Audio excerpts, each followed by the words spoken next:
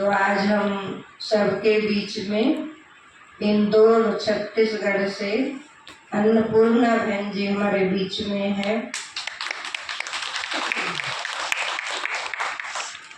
देश, धर्म, जाति, आयु कोई बात नहीं है उसमें।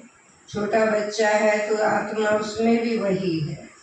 कितने भी हम जन्म लेते हैं, किसी भी धर्म में हम जाते हैं, आत्मा शरीर लेती है तो उस धर्म के कहलाते हैं। लेकिन सभी का इशारा क्या कहाँ होता है? ऊपर की ओर। जब कई बार हमें यहाँ न्याय नहीं मिलता है तो हम क्या कहते हैं? अब तो ऊपर की अदालत में ही इंसाफ होगा। अनेक आत्माओं को आपने राजयोग की राह दिखा करके अनेक आत्माओं को इस राजयोग का अभ्यास। परमात्मा कहाँ रहता है? अभी गीत में भी हम सुन रहे थे कि बदी करता इंसान है और बदनाम कौन होता है? बदनाम भगवान होता है। कुछ भी गलत होता है तो हम क्या कहते हैं? भगवान ने मेरे साथ ऐसा क्यों किया? लेकिन भगवान हमारे साथ कुछ नहीं करता है। भगवान कहता है कि मैं राह बताता हूँ, तो समझ जाएंगे। तो आज हम परमात्मा के परिचय में समझेंगे परमात्मा कहाँ रहते हैं और कैसे हम उनको याद करें। तो अन्नपूर्णा बहन जी के द्वारा हम ये समझेंगे। लेकिन हम देखते दुनिया में हर व्यक्ति का किसी न किसी के साथ योग होता है, व्यक्ति, वस्तु, वैभव। लेकिन यह राजयोग है। राजयोग अर्थात उस परम पिता परमात्मा सर्वोच्च के साथ संबंध, मिलन, इसलिए इसे राजयोग कहा जाता है। और ये राजयोग प्रजापिता ब्रह्मा कुमारी ईश्वरी विश्वविद्यालय का मुख्य विषय है। जैसे कि अभी हम सब गीत सुन रहे थे, ऐ खुदा तू बता तेरा क्या नाम है, तू रहता कहाँ, तेरा क्या काम है। हम स्वयं उस खुदा से पूछ रहे हैं कि तेरा क्या नाम है, तू कहाँ रहता है और क्या करता है। यूं तो दुनिया में किसी से भी पूछा जाए कि परमात्मा कौन है, तो सबका अपना अपना विचार होता है, अपना अपना उत्तर होता है। अनेक मतांतर है। कोई कहते हैं आत्मा ही परमात्मा है, और कोई कहते हैं प्रकृति ही परमात्मा है, और कोई कहते हैं परमात्मा कण कण में है।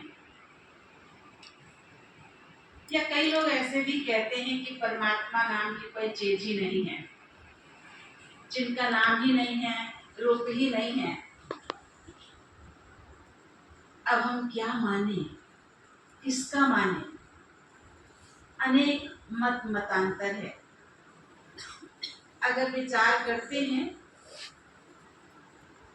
तो आत्मा ही परमात्मा यदि है तो फिर तो जैसे कि ये हाथ है, परमात्मा अंदर है, आत्मा के अंदर ही है, तो फिर हाथ तो कई बार गलत काम भी करता है। तो क्या परमात्मा ऐसी गलतियां करेंगे? इस बात से सिद्ध होता है कि परमात्मा आत्मा के अंदर नहीं है। और भी देखिए, हम बहुत दुखी अशांत हो जाते हैं, परमात्मा को याद करना चाहते हैं, बुलाते हैं। तो अगर परमात्मा मेरे अंदर ही बैठा है तो फिर मैं कहां से उन्हें बुला रही हूँ, क्यों बुला रही हूँ? और इन्हीं सब बातों से समझ में आता है कि परमात्मा मेरे अंदर नहीं है। दूसरी बात, प्रकृति तो तत्व है। जैसे जल को ही हम देख लें जल से जब सिंपल स्नान करते हैं तो शरीर का मैल नहीं धुलता है, तो मन का मैल कैसे धुल जाएगा? और यह प्रकृति है, तो प्रकृति को ही परमात्मा कहना कहाँ तक सत्य है? यदा यदा हि धर्मस्य ग्लानिर्भवति भारत, अर्थात जब जब धर्म की ग्लानि होती है तब तब परमात्मा को आना पड़ता ही, आते हैं। तो जरूर कहीं और रहते होंगे तभी तो उन्हें हम सब बुलाते हैं। तो परमात्मा यदि कण कण में है तो कहाँ से बुलाते हैं? फिर तो उनको बुलाने की आवश्यकता ही नहीं है। और फिर कहते हैं परमात्मा नाम की कोई चीज ही नहीं है, जबकि बिना नाम रूप के तो कोई भी चीज नहीं होती। जैसे आकाश, आकाश पोलार, ही पोलार से भी आकाश कहते तो हैं। परमात्मा शब्द का जब हम उपयोग करते हैं तो जरूर उसका कुछ अस्तित्व होगा, तभी हम परमात्मा शब्द का उपयोग करते हैं। तो अब परमात्मा की कसौटी क्या है?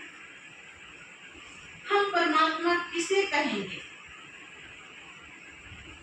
परमात्मा अर्थात जो हर बातों से परे हो, वो सर्वोपरि, जो जन्म मरण से परे, दुख सुख से परे, जय पराजय हानि लाभ करता भोगता, जो हर बातों से परे हैं, वो परमात्मा है।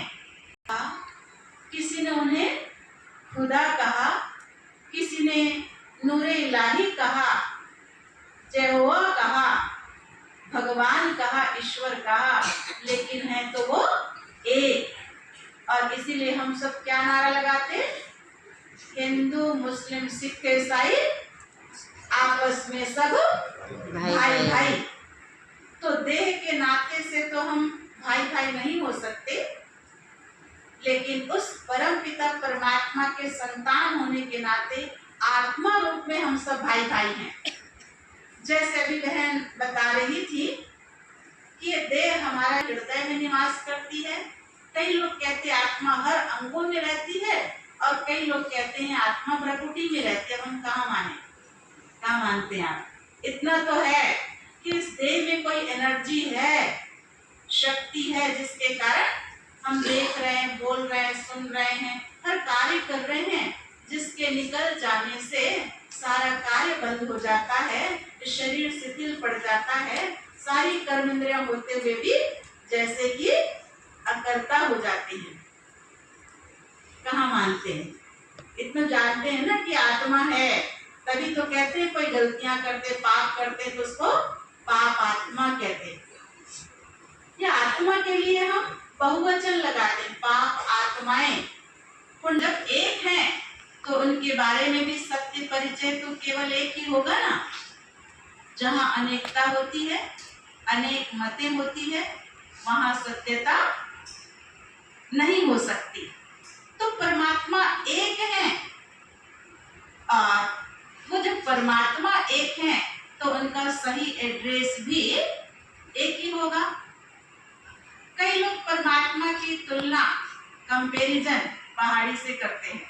जैसे चले जाओ आपको परमात्मा मिल जाएंगे, क्या कहेंगे? ऐसा होगा? हम नहीं। किसी भी रास्ते से जाएं परमात्मा मिल जाएंगे? नहीं। हम अपने मंजिल पर पहुंच जाएंगे? नहीं। उदाहरण के तौर पर आप सब भी जरूरी नहीं एक ही स्थान से आए हैं, एक दिशाओं से आए हैं, लेकिन हर एक की बुद्धि में ज्ञान तो एक ही था, एड्रेस तो एक ही है कि हमें ओम शांति रिट्रीट सेंटर पर जाना है। तो अब आप चाहे उत्तर से, दक्षिण से, पूर्व से, पश्चिम से, किधर से भी आए तो पहुंचेंगे। तो एड्रेस एक ही, एक के बारे में एड्रेस तो एक ही होगा। और परमात्मा की अंश है। अब ये कैसे हो सकता है? हम परमात्मा से टूटे हुए कोई टुकड़ा थोड़ी ना है। आत्मा तो अजर अमर अविनाशी है, न आत्मा को जल भिगा सकती है, न तलवार काट सकता है, न अग्नि जला सकती है। आत्मा अजर अमर अविनाशी है। इसीलिए आत्मा जब वो शरीर के साथ संसार में आती है उसका नाम वर्त देते हैं, और जब शरीर छोड़कर जाती है उसको देह कहते हैं। वैसे परम पिता परमात्मा भी अजर अमर अविनाशी है, तो उनसे हम कोई टुकड़ा नहीं है, अंश नहीं है, लेकिन वंश है। हम परमात्मा की संतान हैं। क्या कहेंगे, हम परमात्मा है या परमात्मा के टुकड़ा है या परमात्मा की संतान है? जी बोलिए ना। संतान, परमात्मा के हम सब संतान है। इसीलिए क्या कहते हैं, गॉड फादर। और जब ईश्वर को पिता कहते हैं तो जरूरी बात है हम सब उनके बच्चे हैं।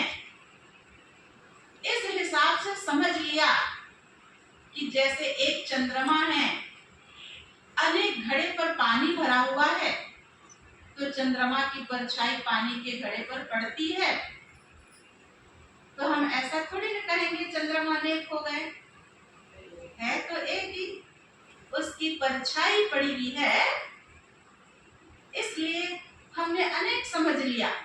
ठीक इसी प्रकार परमात्मा पिता तो एक है, हम सब आत्माएं अनेक हैं, हम सब भाई भाई हैं। तो पिता परमात्मा के कुछ गुणों का अंश हम आत्माओं के अंदर होता है, तो हम समझ लेते हैं कि हम ही परमात्मा हो गए। परमात्मा तो वो ज्योति बिंदु हैं, जैसे कि आज इस चित्र में भी आप देख रहे होंगे, जिन्हें हम परम पिता, परम शिक्षक, परम सद्गुरु कहते हैं। ये मुख्य संबंध है। यूं तो सारे संबंध उनके साथ, हम आत्मा का है, ये देह का नहीं।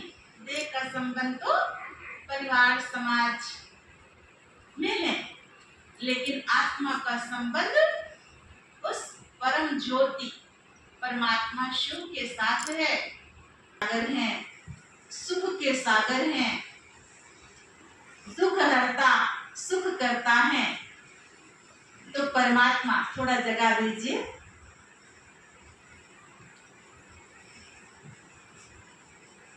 तो पृथ्वी को कागज बनाए और जंगल को कलम बनाए, और साक्षात विद्या की देवी सरस्वती अपने हस्त कमलों से लिखे, तो भी उनकी महिमा लिखी नहीं जा सकती, क्योंकि परमात्मा की महिमा अनंत है, सागर के समान है, बेअंत महिमा है। तो वो परम पिता परमात्मा निराकार है, पॉइंट ऑफ लाइट, जो गीता ज्ञान दाता है। जैसे कि हमने सुना, वो कब आते हैं, जब सृष्टि पर अति धर्म की ग्लानि होती है। अब हम विचार करें कब धर्म की ग्लानि होती है। स्वयं को अपना परिचय देने के लिए आना पड़ता है, और वर्तमान समय 88 साल हो गया परमात्मा इस धरती पर आकर हमें अपना परिचय दे करके हमारे स्वरूपों का, हमारे गुणों का, वैल्यूज का स्मृति दिला रहे हैं। जैसे हनुमान जी के पास अनन्य शक्तियां थी, पर उन्हें याद नहीं था, भूल गए थे, और जैसे मित्रों ने याद दिलाया तो 7 समंदर पार कर सीता का सुध लाने में देरी नहीं की। इसी प्रकार परमात्मा भी हमें हमारे सद्गुणों की स्मृति दिलाते हैं। इसलिए जीवन में वैल्यू है तो जीवन की वैल्यू है। यदि जीवन में वैल्यूज है तो जीवन की वैल्यू है। इस पर एक छोटी सी बात मुझे याद आती है, जो परमात्मा के बारे में लोगों के अंदर अनेक मतांतर है। एक अंधे विद्यार्थियों का स्कूल था। टीचर बच्चों से पूछते हैं कि बच्चे बताओ ये हाथी कैसा है। तो कोई पेट को पकड़ते हैं तो कहते हैं हाथी चट्टान जैसा है, और कोई पूंछ को पकड़कर देखता है तो वो कहता है हाथी तो रस्सी जैसा है। कोई सूंड को पकड़कर देखता है, टटोलता है क्योंकि आंखें नहीं है, तो कहता है हाथी तो सर्प जैसा है। और कोई कान को छूता है, पकड़ता है, टटोलता, तो कहता है हाथी सुपड़े जैसा है। और हाथी कैसा है? ठीक इसी प्रकार सबने अपने अपने हिसाब से एक कुछ भावना के आधार पर टटोला, और जहां जिनको जैसी महसूसता हुई वैसे ही परमात्मा के बारे में अपना अपना ओपिनियन दे दिया। कितनी अलग अलग भिन्न भिन्न मान्यताएं हो गई, मतांतर हो गया। तो अब हम देखें परमात्मा को कैसे पहचाने, उसकी मुख्य कसौटी क्या है। उस मुख्य कसौटी से हम कस कर देखें कि परमात्मा किसे कहेंगे। परमात्मा वह जो सर्व धर्म मान्य हो, जो हर धर्म की आत्माएं मानती हो, उन्हें हम परमात्मा कह सकते, क्योंकि सबका मालिक एक है। जो सर्वोपरि हो, दूसरा जो सर्वोपरि हो, जो सब बातों से परे हो। वो कौन है? जो जन्म मरण से परे हैं, कर्ता भोक्ता से परे हैं, दुख सुख से परे हैं। वो कौन है? तीसरी बात, परमात्मा उसे कह सकते हैं जो सर्वज्ञ हो,